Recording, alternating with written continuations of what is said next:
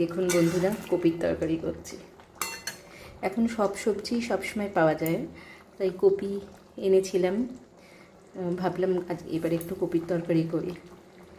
আসলে এদেরকে ভুলে গেলেও হয় না। আর ফুলকপির তরকারি খেতে কিন্তু খুব ভালোই লাগে, সবাই রান্নাও করতে জানে। আমি কি করে করলাম, আমি একটু কিন্তু কপিটা গরম জলে অল্প একটু নুন দিয়ে ফুটিয়ে নিই। বেশ, আলুটাও আমি গরম জলে একটু দিয়ে নিই।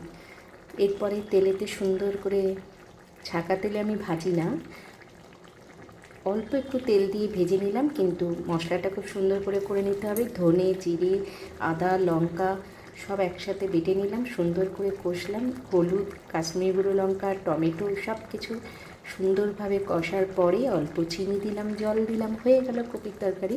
কিন্তু অসময়ে কপি তো একটু ফুটতে টাইম লাগছে, আলু সেদ্ধ হয়ে যাচ্ছে, তাই জন্য অল্প আছে একটু দিয়ে রাখতে হবে। নামানোর সময় গরম মশলা গুঁড়ো আর ঘি, হয়ে গেল কপির তরকারি। কেমন লাগলো বন্ধুরা?